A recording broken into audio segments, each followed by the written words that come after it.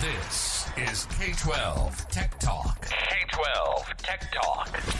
The podcast by K-12 Techs for K-12 Techs. Real conversations, real arguments, and real banter on trending K-12 technology topics and issues.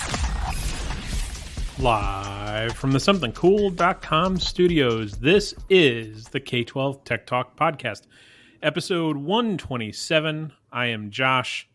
With me, we all look worse for wear, beaten down, tired, maybe hungover, except for Chris. With me in all of those adjectives is Chris.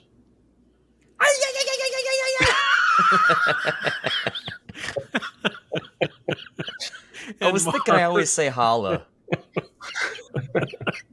And Mark. Hey. Okay, so I guess we can explain it. You guys had Midwest Tech Talk Monday, Tuesday, right? We did. And we got you weren't there.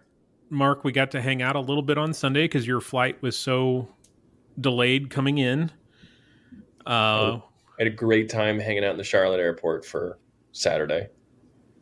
And then Chris, you and I and John had dinner with our spouses Saturday without night. Mark, because Mark and his wife, they were supposed to do dinner with us, but they bailed. I really think the private airplane that Mark flies on, they were just delayed. Like they just had other things going in the town that they live and couldn't get on the plane until later in the evening. Yeah, they were out of corn nuts. And so I said, I'm not flying without my corn nuts. Oh, I imagine you are very high maintenance when it comes to flying, I imagine. Very, very. So anyways, my first time spending some good quality time in Missouri. Got to hang out with you guys and your families and enjoyed Midwest Tech Talk. And wasn't it wild for you to be here? It was wild. So what was one of the things about being in Missouri and being with Missouri Techs that struck you the most, Mark? I mean, those two are very different things. Being in Missouri, very different from Boston. I got to say that. You guys have a lot of roadkill, but you don't have a lot of traffic, which those two things just don't make sense to me. But being at Midwest Tech Talk was a blast because I was surrounded by just a whole mess of amazing people who were really good at their craft and really, really dedicated to their work. And I just had a blast meeting so many different people and having different conversations with different people. And I'm in awe of what you guys do. And Chris, I'm in awe of the conference that you guys put on. You said it's not a conference. You said it was a party. Yeah, it's more of a party that's masked as a conference. Yes. Yeah. A party where a conference broke out. It is good. No, and you know what though? You do a really good job of celebrating all the hard work that the techs do, right? And I've been to a lot of conferences, and I think I was joking with you guys that I'm excited when I go to a conference and they have free coffee. Meanwhile, Midwest Tech Talk, every meal was catered and snacks and drinks and coffee. I mean, you do a really good job of celebrating the hard work of techs because they deserve it. And I met so many people that really, really deserve that kind of pomp and circumstance. Right. And so Josh was texting me off to the side, like, whatever, we think we are close enough to you, Mark, that you won't blow smoke at us. Like, if you didn't like the conference, we think you would put us in our places. So thank you for saying nice things. I had a blast. I really did. I really, really had a blast. Yeah, day two, we, for years now, have done a hog roast. And Mark, had you not, that's pretty normal to us here.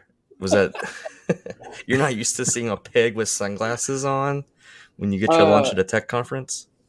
There were two things about that. The first is that it was a pig roast, and I was able to eat pig straight from a pig.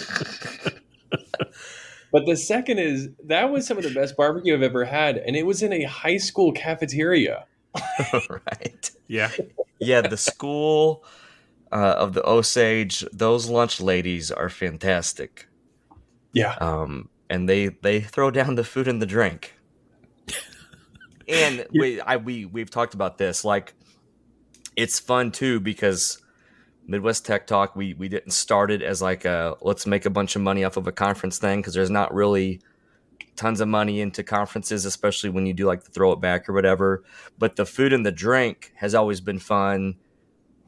And for a couple years or several years, we would work with this local grocery store to do all the catering. And then the school, the food services director, ended up wanting to do it. And we've had a lot of fun. And Eric, the intern, has had a lot of fun with her, because she'll be like, well, what kind of cheesecake do you guys want? And we say, all the kinds. So like she gets to do the stuff, that the school doesn't always get to do. Well, right. Yeah. Because we're just we want to have fun. Like whatever. Well, and I heard a story that they just got new ovens in the high school cafeteria, and she wasn't satisfied with how they were working. So she took all the barbecue pork home. Oh, geez. And cooked it at home and then brought it in. And that's a conference of 300 plus people. Yeah. I love it. And you got to see the Midwest Tech Talk battle axe. Yeah. You got to see that. That's a real thing. We smashed. Was it a projector? Yeah, it was a projector. Yeah. Yeah, so we gave an excellence award to Camdenton in Missouri, a standout tech department, and then so they got this trophy, this crown. The excellence award is a literal crown that you can wear on your head, and then they got to pick a device to put before the tree stump, so that we would hit it with the Midwest Tech Talk battle axe. To what purpose? That stands for something bigger than us. It's a stress release. It's an wellness. effigy of some sort. Yeah. Yeah. Mark, we got big compliments. This is us, giving kudos to each other, whatever, I guess, besides Josh, who doesn't even come to the thing. But Josh was kind of there. We'll talk about that in a second. Big compliments, though, on your keynote. And you really, if you're on K-12 Tech Pro, we got to post the slides. If you attended, we sent you the slides. Do you want to talk a little bit about what you talked about? And then I have some follow-up, though. Sure. I talked first about how important it is for K-12 to have technology at the table. And by that, I mean the decision-making table, and making sure that we are involved in district and school decisions, especially when they impact our work, and kind of some strategies for getting to the table or raising awareness and increasing your ability to support districts or your districts and your schools. And I use the context of ESSER funding as the background for that. So that was really, really fun. I will say, though, that I got to sit with a couple of techs at different points in the conference, and to hear all that they have to do. I mean, I'm in a big district, and people often look at like, oh, wow, you have all these people and stuff. But I'm in awe of what folks in small districts have to do. And I met some really amazing people that I feel like I'm preaching to the choir. Like, I feel like I could learn a whole lot more from them than you guys could from me. So it was my honor to be there. That's an interesting point, Mark. I think your district is probably larger than any other district in Missouri. Thinking about that now, student population wise. So that's definitely an interesting take on that. Yeah. Yeah. We're actually about double the size of the largest district in Missouri. So, but all the problems are the same. They're all the same. That was a big message that we talked about. Yeah. One of my guys went to the conference and came home, and one of the first conversations he and I had after the obvious one that Chris will get to in a minute, one of the first conversations he had is he came into my office and he's like, hey, have you heard of this ESSER thing? Because Mark was talking about this. Do we have a bunch of funding we can use to buy stuff? I'm like, no, we don't. Funny you say that, Josh. So I gave 3 district examples, and 2 of them, they're all different sizes. And one of them was like 1,800 kids, and the other one was 3,200 kids. You can tell, and of the examples, the 3,200 student district had the least amount of ESSER funds. Well, you can tell him that example was actually your district. Oh, really? So of the 2 districts or the 3 districts, you guys had the least amount of funds, and that was I used your district for that one. We are really good at spending money efficiently too, by the way. So one of the you talked about it during the keynote, but kind of an extension of that conversation afterwards was, and we talked about it some before, but it's everyone to the table. So the printer tech, the esports coach, not just the tech director. Like we're not just talking about tech directors getting to the admin table. We're talking about everybody. And one of the easy things, that's one of the ideas on how you can do that, is like a 1-page sheet of this is what the need is, or this is what the one is, and this is how much it is. And I had some conversations about, we will grumble about how outdated our smart boards are, or we'll talk about how old we have our printers. And I might say those things as one-off things, or like we'll grumble in the department about, they're never going to give us enough money for this or for this or for this, or our esports computers, they're not on a rotation. But I've never done the math or been presented with the math on, well, how many old smart boards are there, and this is how much they would be to replace, or how old are our esports machines, and this is the preferred rotation plan or whatever. So no matter what position you're in, if you would make a 1-pager that isn't just you grumbling about the problem within the department, but it's presented, that's how when there is money, they're going to remember that 1-page sheet and to put it into plain English that finance person can look at, kind of thing. Yeah, and that plain English is the biggest problem, right? We're really good at writing. Well, we're not really good at writing technical documentation, but when we do write technical documentation, it's in our language, and translating that to the other folks in the organization is always the hardest part. And then, Josh, you hung out over the weekend before the conference. Mm-hmm. Yes. You did stop by the conference as we were preparing it.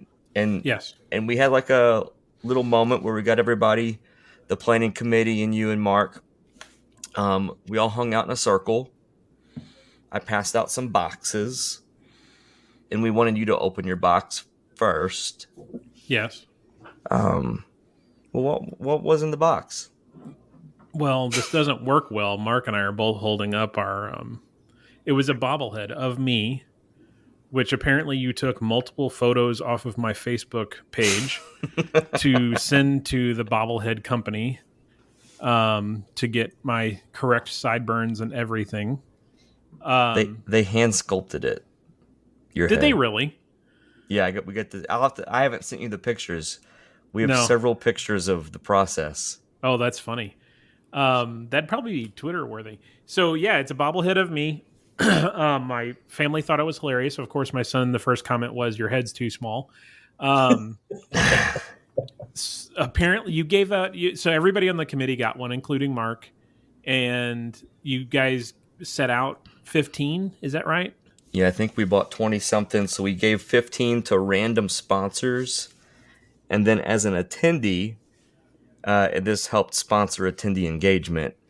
If you would walk up to a sponsor and if you would say, "Do you have any souvenirs from Alaska?" If they had your bobblehead, they would give it. So, who can you share what sponsors are they? Are they the sponsors we need to talk about today? Can you share what sponsors you gave them to? Do you remember? John did that. Oh, did he? Okay. But we can mention Provision Data Solutions. I know that they had a couple of those guys.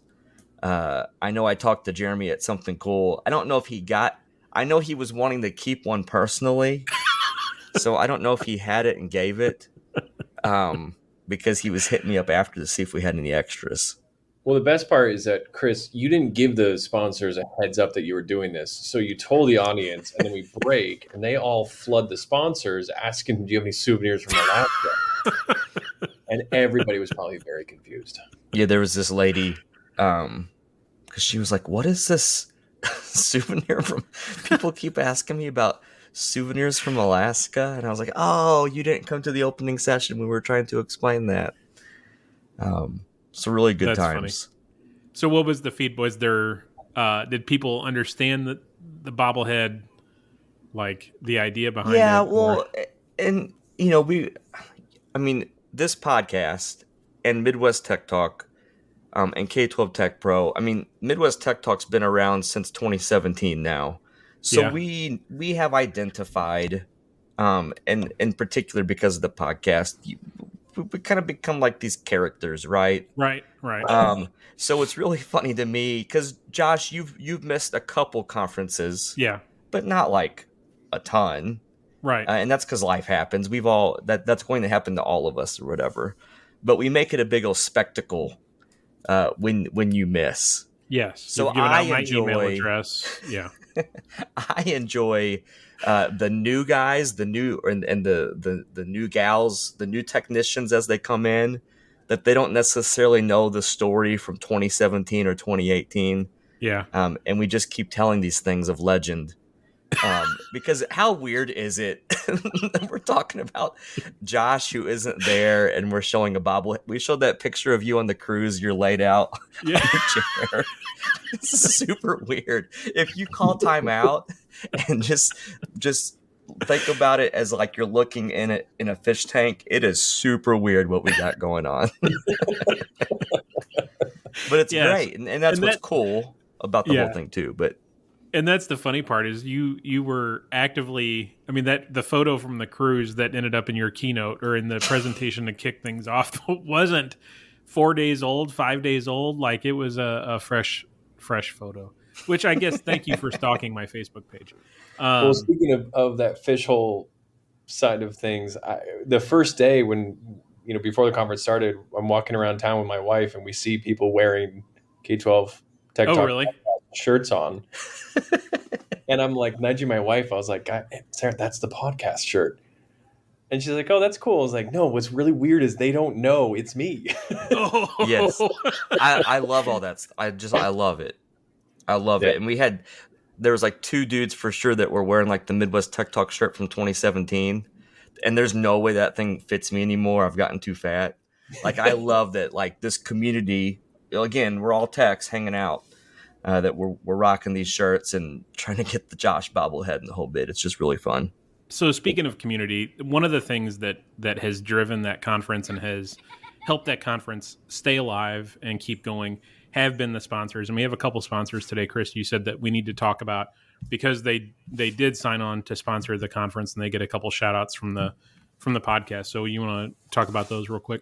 For sure. We do have HPE Aruba. That's Jeff over there. Jeff.cobb@hpe.com is who you can reach out to in Missouri, in the Midwest. They are a Gold Plus sponsor of Midwest Tech Talk. They've been supportive of the podcast, of the conference for many, many, many years. I guess from the beginning, probably. They did some great sessions as well. So if you're looking for, I'm a Aruba wireless fan. If you're looking for that kind of stuff for your school district, needing some things refreshed, you can reach out to Jeff. And NTP, we'll mention them really quick too. They were also there. David Wren with NTP. I'll put his email address in the podcast description. He can help you out with your next gen antivirus. He can help you out being your SOC. And David's just a great, genuine, good dude that you can tell he's not blowing smoke at you to get your business. He's wanting to look after your cybersecurity for your school district. One of the things that's interesting about David and NTP is, they are located in St. Louis, and they do SOC services for pretty big companies and financial companies. Like large companies. They really probably don't need another vertical in K-12, or they don't need to make that extra buck off K-12. And I can probably tell you they're not making that extra buck off K-12. So the fact that he's willing to venture into this public ed or K-12 market with their services, I think speaks a lot as to who David is and what their company is willing to do and just what they're offering for K-12, because the margin isn't there. Like, he knows he has to compete with other vendors, and the service that he's offering is a 24-hour service. So we appreciate David for entering this market. And he is actually one of the couple vendors that text me after Mark's keynote saying how impressed they were with Mark's keynote, and just in general at the end of the conference saying how impressed and how much fun they had at the conference. So thanks, David, for that feedback. So, Mark, it was fun. What surprised you the most besides the roadkill and the lack of honking? What lived up to your expectation and what exceeded your expectation from the conference, the lake, all of it? Well, Lake of the Ozarks is incredible. I didn't know what I was getting into until you took us out on the boat, and I just saw house after house after house, mansion after mansion, I should say. So definitely the Lake of the Ozarks 100% exceeded my expectations. Lived up to my expectations. I don't know. I guess, knowing the two of you guys, I kind of get an idea for what people in Missouri are like, and getting to know, right. Getting to know everybody else was really fun. And I really had a great time meeting John, which, Chris, you've referenced John as the maintenance director in your district. He is way more than that. He like runs this conference. He's, using the battle axe to smash different things. He's done. I mean, my maintenance director does not run crimping contests, cable crimping contests like yours. John ran the field day events. Yeah. So he was great. And I'm not just saying that because he asked me to talk about him on the podcast. Because Mark is winking at me right now, John, if you're listening to this. Speaking of the cable crimping competition, I did get a text from my technician that was there. He's like, I just smoked somebody in the cable crimping competition. We had tech department versus tech department tug of war. And like two of the largest schools in Missouri faced off to try to settle it. Great. Yeah, we had cable termination, Chromebooks recurring repair challenge, beanbag to keyboard toss, mouse throw. Yep. It was a good time. It was a good time. Okay, so let's move on. We had professional development, by the way. Oh, I guess too, if you're listening to this, I know listener Bill is in the market for a Josh bobblehead.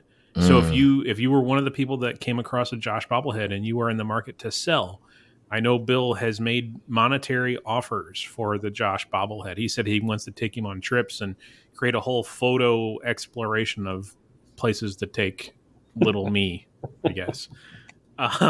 So get in, if you're listening and you have one, get in K-12 Tech Pro, and we'll hook you up with Bill if you want to sell it, because Bill will buy it.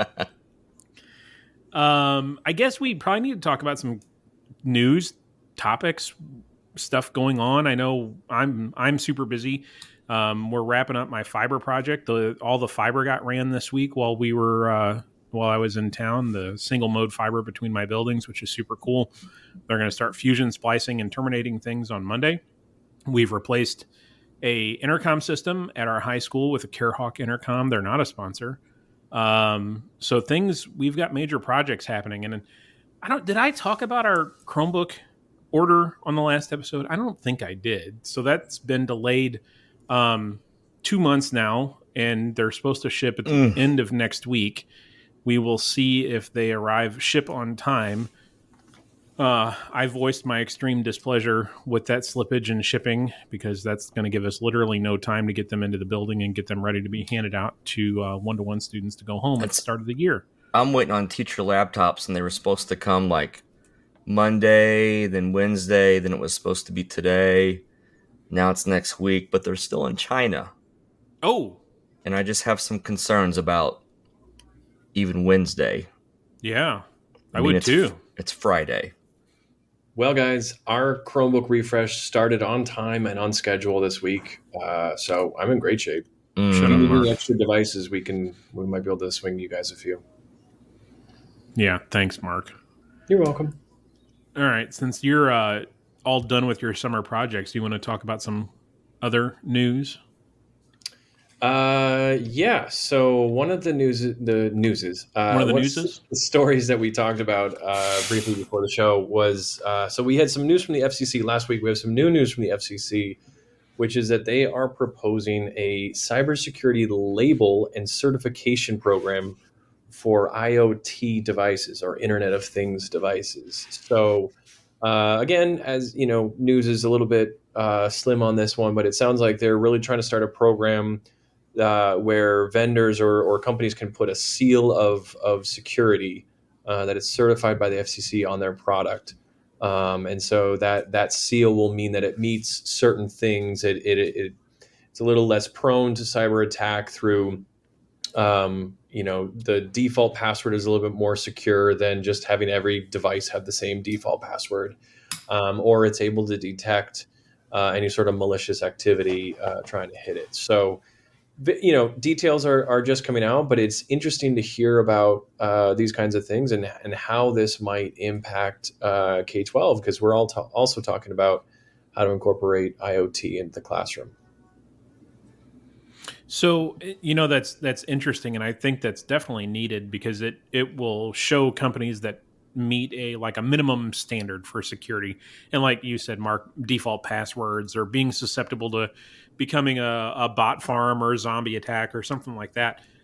But it still doesn't mean by that those devices are 100% secure and would be harder to hack. Well, I guess they could be harder to hack, but unhackable. So I think that gets back to the discussion of what IoT devices or what type of IoT scenario would you be comfortable with allowing in the classroom? I know a couple of years ago, Chris, you and I were at Mornet's conference, and there was a teacher giving a session on using Amazon Echoes in a classroom. And, first blush, when you have a presentation being given like that, it's like, well, that's a neat idea. But then when you start to kind of unwrap all the layers of what's really happening there, and the fact that the device is a consumer residential device and the privacy policies that go with it and the always on technology, it becomes a red flag, huge red flag. So put your prognosticating, future telling glasses on. 10 years down the road, 5 years down the road, what type of IoT scenario or IoT device could you see in the classroom?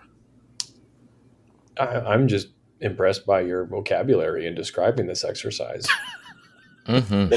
What kind of classes are we putting on here? Prognosticating and future seeing. Got it. Okay. I do declare. I've been thinking about this answer for quite some time, pondering over it. Chris, you should start this then, since you've been thinking so hard. I don't want to change anything. You don't want to change anything? No IoT in your school? I know I'm behind. Here's one quick thing. I wish that I had, and some schools already have this, right? But projectors, networked. Yeah. So that we're managing those better. I think my school district in particular could do a better job of that. We don't network those things where we can manage those. Even as interactive boards, your whatever, smart board, your Epson interactive, whatever, talk of replacing those and those becoming more where a substitute teacher can walk in and access the internet from the board itself. Yeah. I think that will be an easy one that starts to change a little bit. It makes sense. I'm still against like the Alexa because when we unpacked a little bit of that, it was like all the teachers were using it for is a countdown, like or a 5-minute timer. I think we can come up with something else besides an always on Alexa or whatever.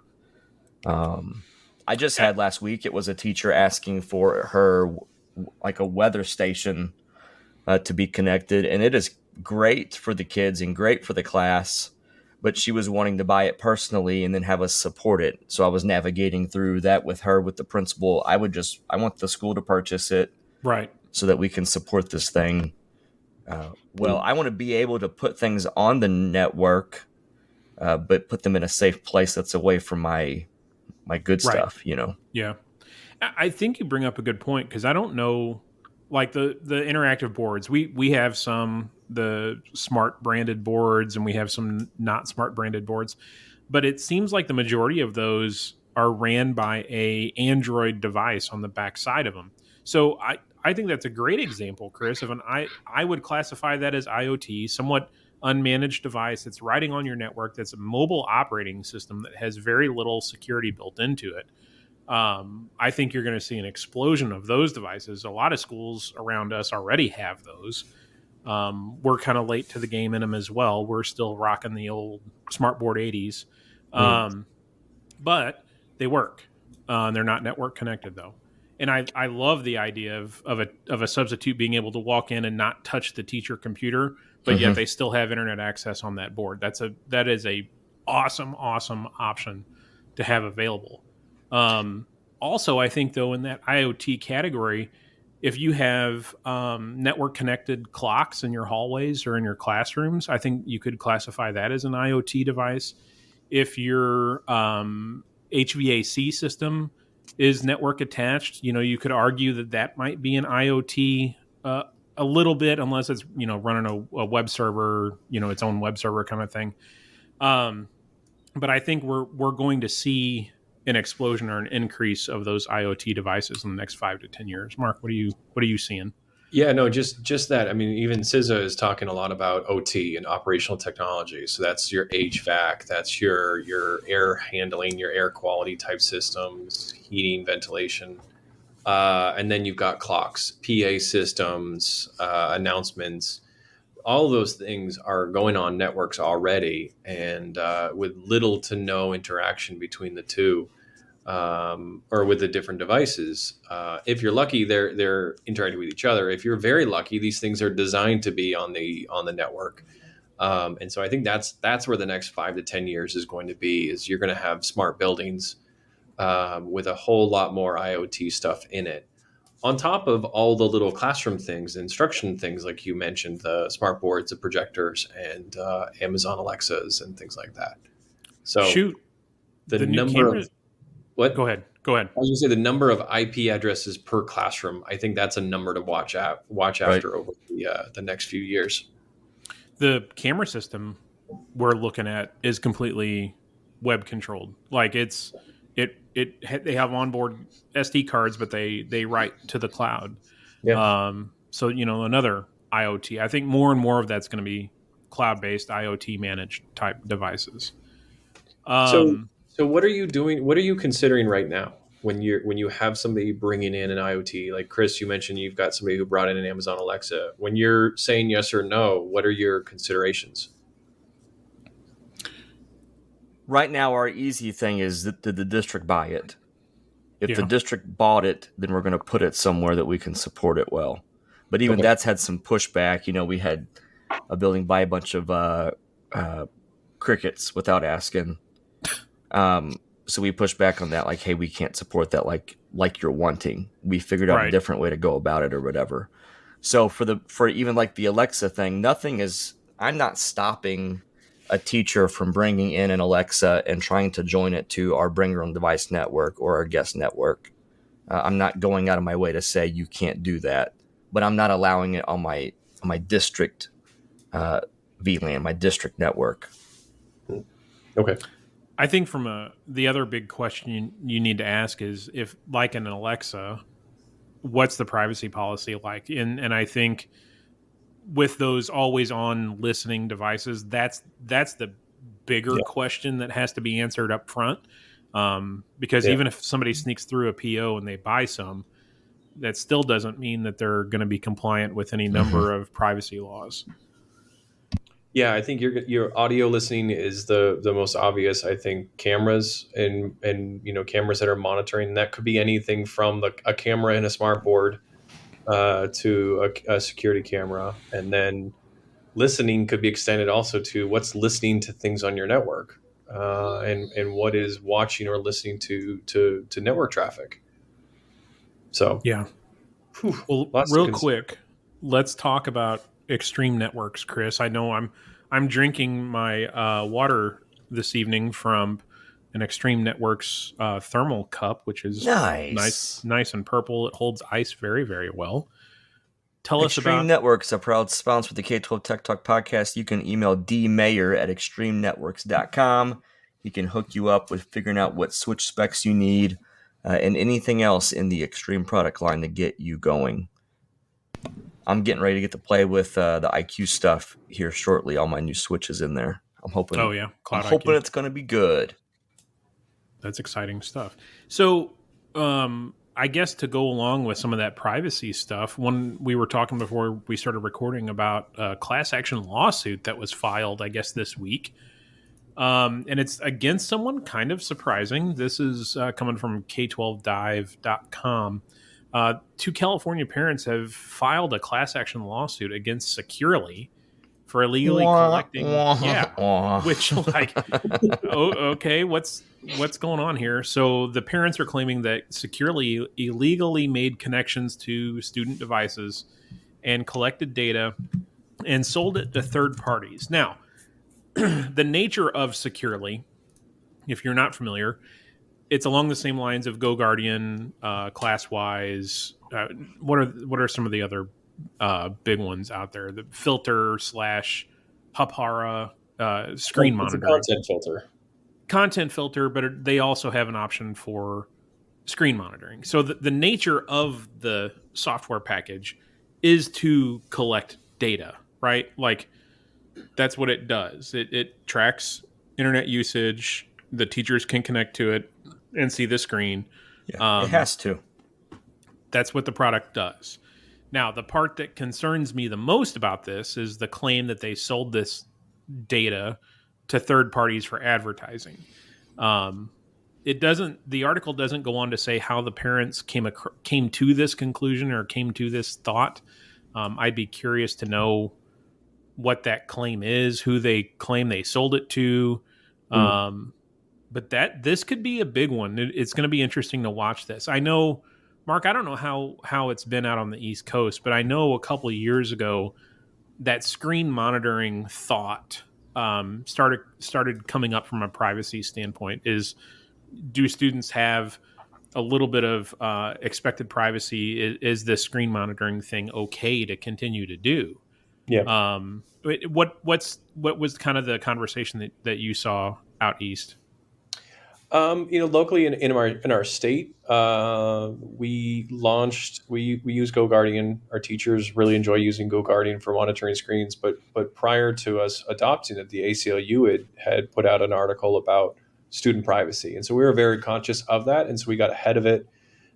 We have teachers, if you want to use the software, you have to take a training, and that article or the report that the ACLU came out with about privacy is in the training.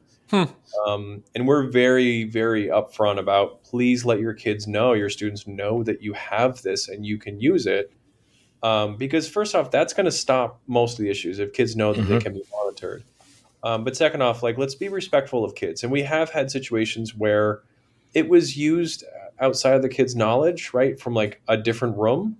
And we put a kibosh on that and just said, no, this is not the intent of the tool. It's a classroom management tool, not a spying behavior changing tool.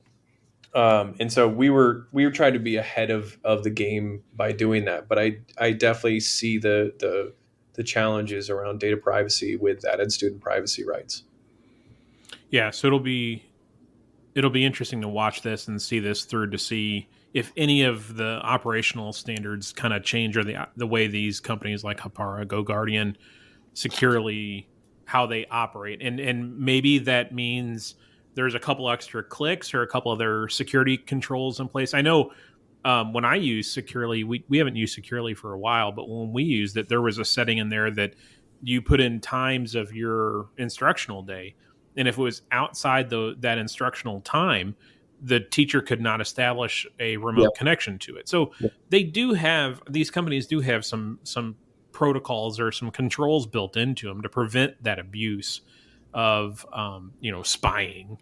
Is the lawsuit about the screen monitoring tool or the network filter or both? I don't know that it really says. I was skimming it due to time, but it just says illegally connecting and collecting data and then selling that data to third party for advertising. So again, these are some pretty significant claims, because all of these filters would have to comply with FERPA and COPPA, and so yeah.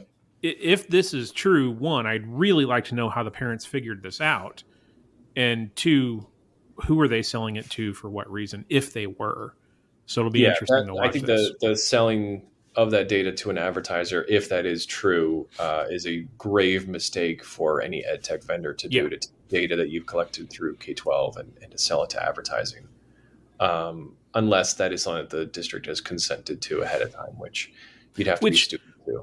Yeah, and again, you get back to that whole the district can consent to part of that, but at a certain level, that threshold breaks, and you have to get parental consent for that collection of data and selling of data. So it'll be interesting to watch this. The other thing we saw today, I guess it was announced today, that Kahoot has been purchased. Was it by Goldman Sachs? Yeah. For like $1.2 billion or something crazy. And then Mark rocked me to say that Kahoot owns Clever. I didn't know that either. I guess I missed that memo. Yeah. Kahoot bought Clever a couple years ago. $1.7 billion acquisition announced today. Kahoot is going fully private. Do you think that 1.7 billion, that a big portion of that is actually Clever? I don't know. To me, that would be the valuable part, because Clever's got. I mean, I've actually got a couple open tickets with Clever right now. If you're listening, Clever. I more think of Clever buying Kahoot. Yeah, like Kahoot. Right, exactly. Clever's huge and has I would assume a ton of schools using it for an interface engine. So it's going to be interesting to see, now that they're private, that private entity, that equity firm, is going to want to make some money. So what's the best way and easiest way to make money is to start charging for some services that you're not charging for now. So yeah, that'll be interesting to see play out as well. And I guess we'll see if Clever becomes Clever with a K. Yeah, that's still weird. Clever dude. I don't get it. I don't know. We didn't think of this ahead of time. That's brilliant. I mean, we can always come up with Fortinet product ideas. Why can't we come up with a Kahoot Clever product idea? Here we go. I'm sure we can. Here, start your engines. Chris, while we are thinking of Clever and Kahoot names to migrate, why don't you talk about Fortinet real quick and our friend Chris Illingworth? Yes, Chris, you can email that guy at fortinetpodcast@fortinet.com. We got to hang out with Chris just a little bit at Midwest Tech Talk. He's doing well. The Fortinet product line is doing great. Services doing great. So check out Fortinet. They're more than just a firewall. Yeah, they have all sorts of stuff that we won't get into because they may or may not be real. One interesting thing with them is that they have that children's book about internet safety and all that kind of stuff, and a stuffed animal, like a stuffed dog, that goes along with that book. But very cool, like very elementary. Yeah, the book is broken great. Down password stuff and cybersecurity stuff at the elementary level that they give out. It's a great curriculum, great book. Yep. Chris texted me last week, almost excited. Fortinet Chris, almost excited because I made a mistake when I was speaking about Fortinet last week, and Chris. So this week, no mistakes, Chris. No reason to text me pointing out my mistakes. So I guess we can wrap up. We kind of talked about this last week, the big announcement about the K-12 sysadmin Reddit sub that K-12 Tech Pro is now an official moderator of. There's been some question on sysadmin about what this really means. So today we brought in a guest to speak about this. Chris, would you want to talk about where you see K-12 sysadmin going? Am I the guest? Yeah, you're the guest. Sorry, that was a bad joke. Hey, what's up? This is Chris from K-12 Tech Pro. We posted an article on K-12 Tech Pro to try to answer any questions about this. But basically, K-12 Tech Pro stays as it has been. It's a vetted community. We are on the Circle platform, so that requires some costs. We have a full-time person that's literally an employee that's helping out with vetting, with the conferences, with the whole bit. So it helps pay for her. So you can pay for that with monthly. PD money with your school or personal or whatever you want to say, or it's $120 a year, or you click you want a sponsorship. So we have like 10, 12 sponsors right now for K-12 Tech Pro that pick up the tab. If you can't afford it or you refuse to pay for it, whatever it is your philosophy is on this thing, feel like you can do any of those things. Like, we want you to be on there. We don't want money to be any excuse for you to not be a part of this community. So that's been going on, and that's message boards and that's chat. During Midwest Tech Talk, we were posting the session materials. There's videos on there. We do weekly vitals calls, basically a glorified Zoom meeting, several of us in the room. We have a quick conversation about whatever the hot topic is of the week. That's that. With K-12 sysadmin, with that subreddit, that's a subreddit, right? So anybody can be on that thing. You can even look and see what's posted on there without logging in. Like, you can just view it, right?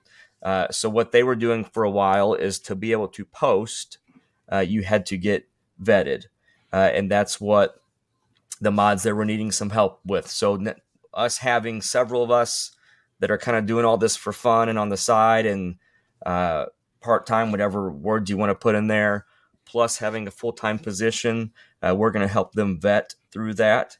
And the big picture thing is that hopefully in some of this, you're going to start the conversation on K-12 sysadmin, and then you're going to dig deeper with it on K-12 Tech Pro. So if you're trying to figure out some Google issue you're having, and you start to mention or talk about what your Google Admin Console setup is, we will write the article or do the post bigger picture under that wall, that private wall for K-12 Tech Pro. That way we don't have the vendors and the high schoolers and the middle schoolers and the outside world trolling on all of our configs and the whole bit. So if you want to be on K-12 sysadmin subreddit without joining Pro, cool. That's a great tool. If you want to be on K-12 Tech Pro without being involved with that subreddit, cool.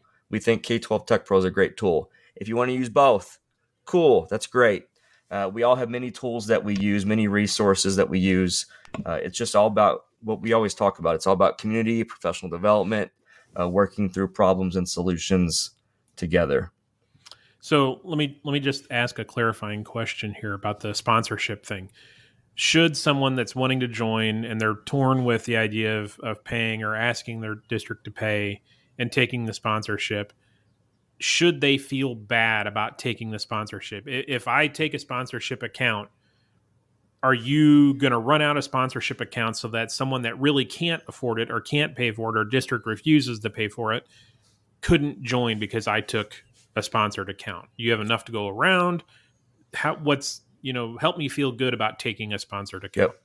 So we are, again, I'm kind of missing the number in my head, if it's 10 or if it's 12 sponsors right now. But all of those sponsors that have signed on for K-12 Tech Pro, part of the conversation we had with them as they signed on is that they want to invest into techs. So they're picking up the tab.